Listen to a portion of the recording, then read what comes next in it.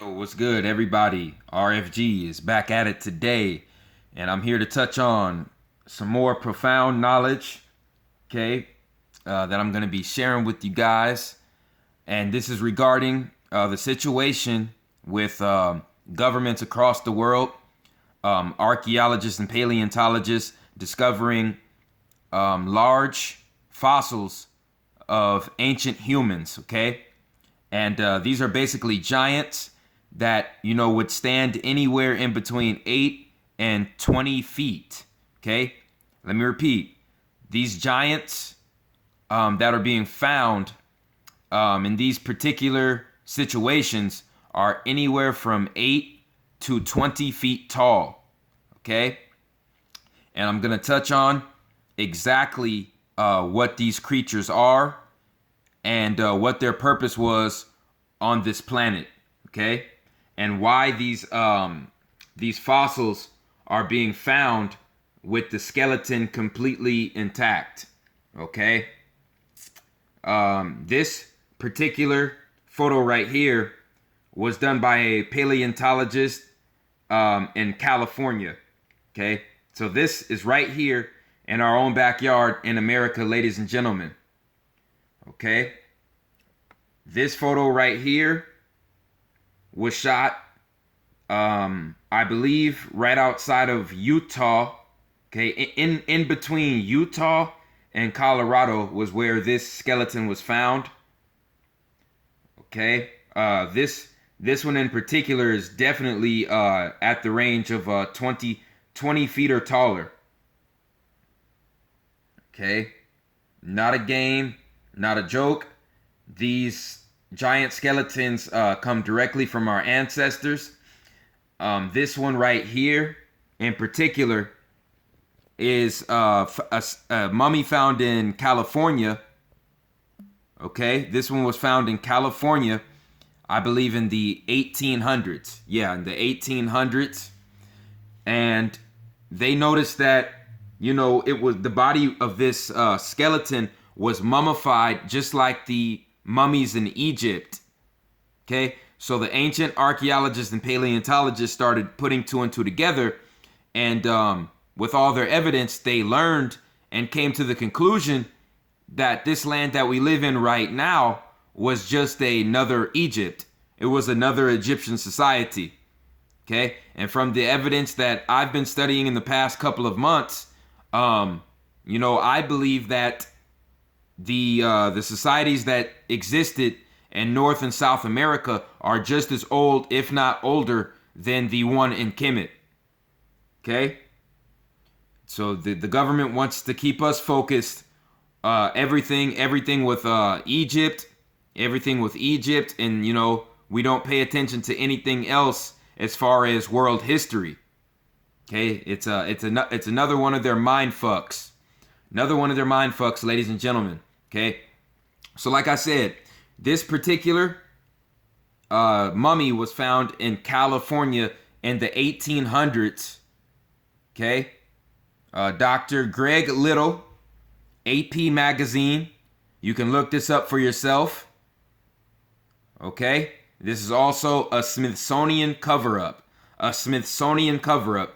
Just how the Smithsonian Magazine tried to cover up the pyramid, the pyramid and the mummies in the Grand Canyon in Arizona. Okay, Smithsonian is a crooked organization, and they are actively covering up our ancient ancestors' history. Okay, there were giant melanated beings all over this earth on every single continent, and they were pyramid builders. They were pyramid builders, ladies and gentlemen. Okay, they stood in between 8 and 25 feet tall. This one in particular, okay, let's say that these two gentlemen are in between 5'10" and 6 feet tall.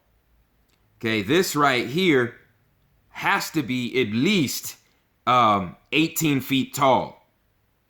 At least. Or no, I'd say about 12. Yeah. 12 feet tall. Okay, at the bare minimum, this giant mummy, this giant skeleton right here, is a 12-foot giant. Okay? Many people like to call these individuals the Nephilim, but a lot of them don't understand that the etymology of Nephilim, those three first letters, Nephilim, N-E-P, connects Nephilim to the planet Neptune. And what was Neptune known for? What was Neptune known for, ladies and gentlemen? Neptune was known for harnessing the water, for producing the water, the H2O, the water. The Nephilim, N-E-P, connected to Neptune, which means that these giant beings were amphibious.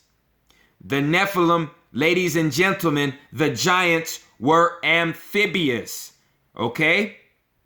And there was a great war that broke out on this planet where most of the Nephilim giants died. Okay? If you don't believe me, here's some more proof. Okay, this photo was taken in southern Canada. Okay, I believe it was southern Canada. These archaeologists found these skeletons under a giant wall of glassing. Okay, they were preserved in a giant wall of glass. Now, as we all know, glass cannot be formed on a desert surface unless the temperatures of that surface reach in between 1,800 and 3,000 degrees Fahrenheit. That is a fact. Okay, that is not a belief. That is a fact. Okay, Nephilim skeletons uncovered in Canada. Okay, August 1st, 2011. Okay, this is the information they do not want you to know, ladies and gentlemen. Okay, that is a huge wall of glass, okay, that are encasing these giant Nephilim skeletons inside of them. And all of these giants died at one time. And this is archaeological, paleontologic, and forensic proof. This is forensic evidence that they do not want you to know. Okay, they all perished at the same damn time. And I'm going to be going into specific detail on what took place. Okay, these giants, these Nephilim giants, okay, I'm going to show you this right here. And you can look up this article if you want to. Okay, let's see. The truth about giant skeletons and American Indian mounds. Okay, so this is telling you that this is coming straight from North America. Okay, Smithsonian is covering this up. Okay, and this particular giant was found in California. Okay, this particular giant was 12 feet tall, and it was found in California. Trying to find the particular article or the paragraph where it stated California. I found it earlier, but I think it was down further. You know, you guys can read it for yourselves and find out. This particular giant mummy, okay, this was a Califian. These were the original Califians, okay? I'm about to blow you guys away. The original Califians were Nephilim gods, were amphibious giants known as Nephilim gods. That's why the first three letters of Nephilim is N-E-P, just like Neptune. Neptune is the planet that is associated with water, okay? So these giants were associated with water because they were amphibious giants.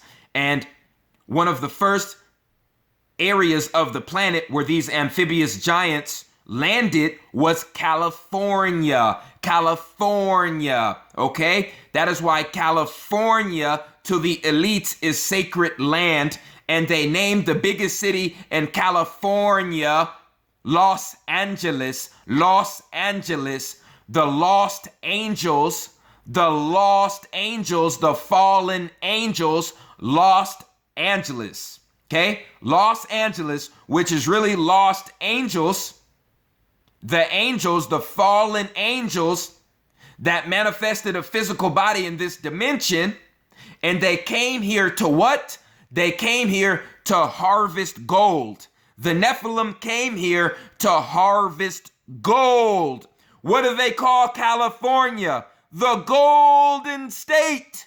The Golden State. Ladies and gentlemen, they call California the Golden State because the Nephilim came here. The Nephilim giants landed in California to harvest that gold that California had to offer. So these giant Nephilim were amphibious giants, and their duty was to come to this earth and harvest the gold. And the first place that they landed, ladies and gentlemen, was California. These are the original Califians. That's why they call California the Golden State. California secretly has one of the world's largest beds of gold, okay? Masses of gold under its surface out of any other land on the planet, okay? Where do you think they got all that gold in Fort Knox? See, this is where critical thinking comes into play, ladies and gentlemen. Where did our government get all that gold that they have in Fort Knox? I believe Fort Knox is in Tennessee. Okay, that's in America. Okay, the Golden State, California, where most of the gold is being produced and collected on the planet in the whole world. Why do you think that the Califians were murdered by the Spaniards in Northern California in 1849? That's where you get your San Francisco 49ers. 1849, the Spaniards defeated the Califians, and the Califians were descendants of these Nommos gods, which were the Nephilim. Okay?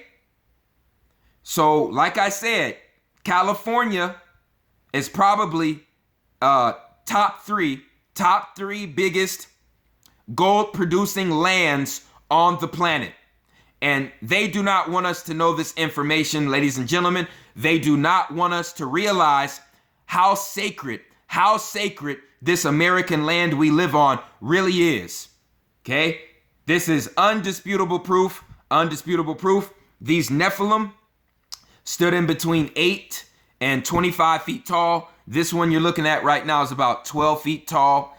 And they had 22 chakras. They had a total of 22 chakras. And they were capable of performing supernatural abilities. They were also capable of building pyramid structures. Okay? These are the entities that perform those tasks. Okay?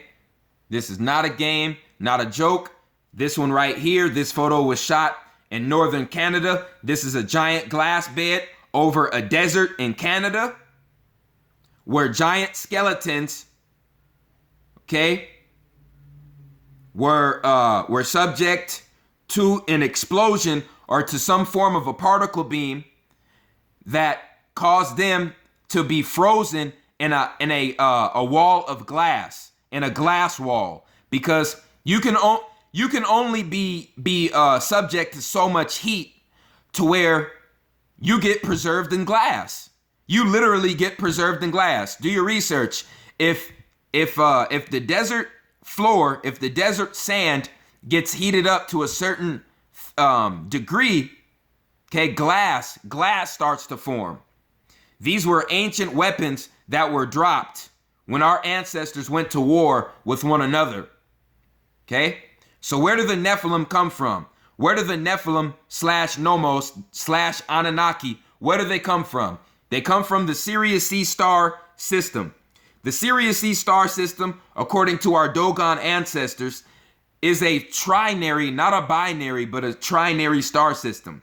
Sirius C is right here in the middle, and what's orbiting Sirius C is Sirius A. Okay, this right here is the star that's orbiting Sirius C.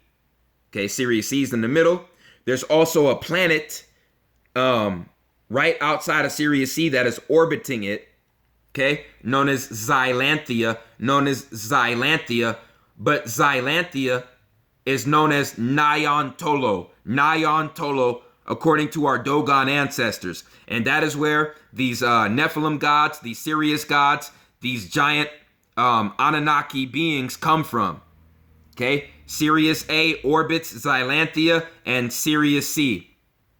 Sirius B orbits both Sirius A and Sirius C. Sirius B orbits both of these stars. Okay, Sirius B also has a planet orbiting around it, but the government decided not to list that. If you go to the Dogon directly, I'll bet you they'll be able to tell you what planet is orbiting Sirius B. Okay? But as far as these gods, these amphibious gods, they come from Sirius C, the planet orbiting Sirius C, which is Xylanthia. Go do your research, ladies and gentlemen. This is profound information that was kept from us for a very, very long time, for thousands of years. Okay? Through bullshit religion, propaganda, and just media programming. Okay? Very, very profound knowledge. So basically, these individuals, these Nommos, these Anunnaki, these Nephilim, were living on this earth, living on this planet, when Earth was orbiting Sirius D. Let me repeat. The giants were living on Earth when Earth was orbiting a star known as Sirius D. Okay? There was originally 4 stars that were birthed out of the center of the galaxy when the galaxy was birthed into this universe. Sirius A, Sirius B, Sirius C, and Sirius D. Now, everybody's asking, what is Sirius D? What is Sirius D? Sirius D would be Saturn. Sirius D would be Saturn. So when Saturn was the Earth's star, that is when the pyramids were built on the earth, ladies and gentlemen. That is when our ancestors went to war with one another on whether they should create humans in their image or not. That is when they went to war, when Saturn was the Earth's star. When Saturn was the Earth's star, ladies and gentlemen. Okay? That is how it went down. When the war broke out, there was a weapon that was dropped on the surface of Saturn that was so powerful, it caused Saturn to fall and get bounded, okay, in its own ice ring, and it was bound in a gas planet, okay? The star fell from grace, okay? It lost its power. It became a gas planet, and it was bound in a goddamn ice ring, okay? Also, this is more proof that ancient nuclear weapons, ancient atomic weapons were dropped on the surface of the earth, okay? There's these giant beds of silica glass that are being found in the Liberian deserts, okay, the Saharan desert, and this can only be the result of ancient atomic weapons being dropped, okay? This is what these pieces of silica glass look like. This is what they look like up close, okay? And according to these archaeologists, this is the area where they found the glass beds. Okay. So right here. I don't know if this is coming up. But yeah, if you go to above top secret, I got this information from abovetopsecret.com. They show you the entire area. This is the entire area right here where they found glassing in the Liberian desert. Okay? And it was over miles. It was glassing over miles. And they had to snap a shot of the aerial view of the area where they found these large forms of glassing. Okay? And this is what the particular glass looks like that was extracted by the archaeologists. Okay, this is what the archaeologists had to say about the topic. Okay, seven years after the nuclear test in Alamogordo, New Mexico, Dr. J. Robert Oppenheimer, the father of the atomic bomb, quote unquote, was lecturing at a college when a student asked if it was the first atomic test conducted. Okay. Yes, in modern terms, he replied. So Oppenheimer told the student yes in modern terms, which means that Oppenheimer knew that there was evidence that there were ancient nuclear weapons that dropped. Okay. The sentence, enigmatic and incomprehensible at the time, was actually an allusion to ancient Hindu texts that describe an apocalyptic catastrophe that doesn't correlate with volcanic eruptions or other known phenomena. Oppenheimer, who avidly studied ancient Sanskrit, would undoubtedly referring to the passage in the Bhagavad Gita. It's called the Bhagavad Gita, that describes a global disaster caused by an unknown weapon, a ray of iron, Oppenheimer said. Okay? While it may be alarming to scientific community to speak of the existence of atomic weapons before the present cycle of civilization, evidence of this phenomenon seems to whisper its verses in every corner of the planet. Okay? Desert glass. The evidence comes not only from the Hindu verses, but from from ample extensions of fused glass fragments scattered throughout many deserts of the world. Silicon crystals, curiously cast, resemble remarkably the same fragments found after the nuclear explosions in Alamogordo's White Sands atomic testing site. Okay, so that's basically another Area 51 in New Mexico that was doing the atomic testing. And when they were doing the atomic testing on the sand, the sand turned into the same glass that these archaeologists found in the deserts of Libya and Canada. Okay, so that shows proof that, you know, thousands, hundreds of thousands of years ago, you know, our ancestors had those same weapons. 1932, December of 1932, Patrick Clayton, a surveyor of Egyptian Geological Survey, drove between the dunes of the Great Sand Sea, close to the Saad Plateau in Egypt, when he heard crunching under the wheels. Okay, when he examined what was causing the sound, he found great chunks of glass in the sand. The find caught the attention of geologists around the world and planted the seed for one of the biggest modern scientific enigmas: what phenomenon could be capable of raising the temperature of desert sand to at least 3,300 degrees Fahrenheit, casting it into the sheet of solid yellow-green glass. Ladies and gentlemen, this is absolutely mind-blowing, mind-boggling. Absolutely mind-blowing, mind-boggling.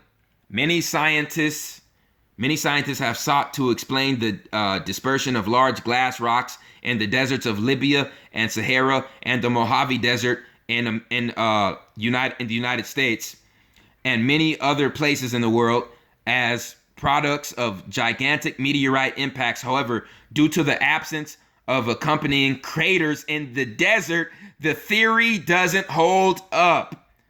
Ladies and gentlemen, if these forms of glassing came from meteor impacts, if the desert surface was heated by meteor impacts, that means that there's supposed to be craters.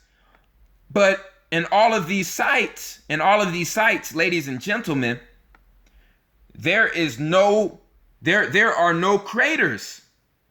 There are no craters around these beds of glass. So that means the surface of these land masses were heated up tremendously by a weapon, but there is no crater, which means that It was not a meteorite, ladies and gentlemen.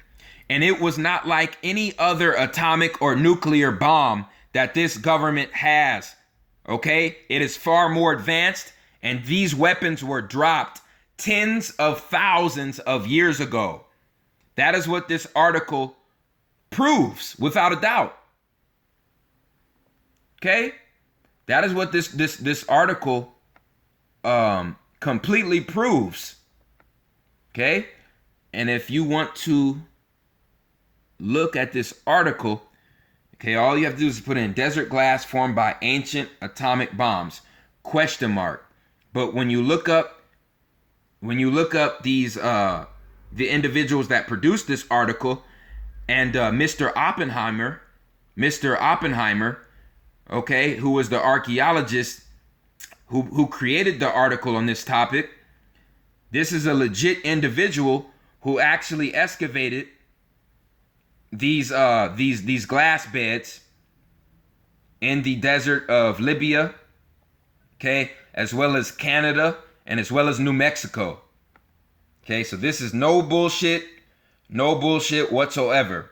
Okay, another thing that basically goes with, the information regarding our ancestors who were giants that were thriving on this planet. Our location in the galaxy is more on the outside. The sun that we see every day is more on the outside region of the galaxy. So the Sirius and the Orion star constellations are towards the center of the galaxy. So Sirius A, Sirius B, Sirius C, they're towards the center of the galaxy. When you go towards the center of the galaxy, magnetism increases. Magnetism increases, ladies and gentlemen. So when magnetism increases in a star constellation, that means that the life forms on those planets have to be larger and more stronger to survive. Okay? So this shows when this was going on the Earth, as far as the giants living on the Earth was orbiting Saturn, which was Sirius D at that time, and still part of the Sirius star constellation near the center of the galaxy. Okay, and that's when creatures on Earth had to be much larger to survive and much stronger. Okay, because they were much closer to the center of the galaxy at that time, the giant black hole at the center of the galaxy that produces all magnetism in this galaxy. Okay, it basically gave our ancestors super abilities. Okay, very, very, very enhanced abilities. And this is with any star constellation that is around the center of the galaxy. The creatures there are going to be much larger and much stronger. Okay? And that is just like how when we look at the Earth and we look at the equator, we all know the biggest, strongest animals that exist today, and the biggest, largest plant life forms, and the biggest jungles, jungles that produce all the oxygen for us, they're located at the equator, at the center of the planet, at the center of the Earth. Okay? That is where the biggest, strongest life forms on the planet are found, at the center, at the equator. Just like the center of the galaxy, okay? The star constellations around that are where you're going to find the largest extraterrestrials and the largest life forms. As above, so below. Okay? Also, these are more skulls pulled up from our ancient ancestors across the world, known as the Nommos gods. The Nephilim, these come from giants. They also had giant craniums, 22 chakras, capable telekinesis, telepathy, super strength, super speed, levitation. Okay, the ability to manipulate electrical waves. Okay, this creature in Hellboy known as Abe, and notice they called him Abe because Abe in the Bible was the father of man, Abraham, and they called this Nephilim god in the movie Hellboy Abe because these creatures that were shown in the movie, known as the Nephilim were the giants that were responsible for splicing the DNA to create the modern humans. Okay? So like I said, they call them the Nephilim, N-E-P, because they're connected to Neptune, the planet associated with the water, which means the Nephilim, the giants, the Anunnaki, were amphibious and associated with water. Okay? They used dolphins, okay, as part of the process to create modern humans. It went from fish DNA to dolphin DNA, okay, as far as the genetic splicing to create modern melanated humans. Okay, let me explain. When we look at dolphins have one of the only things that humans possess on this planet, and that is a pineal gland. Okay, the dolphins are able to conduct a sonar test, or basically a sonar scan of other life forms that are around them in the water. The dolphins can cause their pineal gland to buzz, which produces a sonar ray under the water so they can sense other life forms around them in the water without even using their eyes, without even looking at them. So the dolphin can know you're in its vicinity, you're in its area without even looking at you. That is the power of the pineal gland, ladies and gentlemen. So when you look at the dolphin brain, and the human brain, okay, when you talk about the size of the dolphin and human, it's damn near the same. And the brain of the dolphin and the human is damn near the same. When you look at the elephant, of course the elephant's brain is going to be bigger than the human's, because the elephant is about 20 or 30 times bigger than the human. You see what I'm saying? So when you talk about the size comparison between the human and the dolphin's brain is not that much smaller. And if you do your research deep enough, you will find that the dolphin actually has a pineal gland in its brain. Okay? Dolphin brain, human brain. It functions the same. Okay? It has the same components. It has the same exact glands. The dolphin brain is just a tad bit smaller because humans have a bit more Anunnaki DNA. Okay? This is also how they do it. Right here. Sonar capabilities, ladies and gentlemen.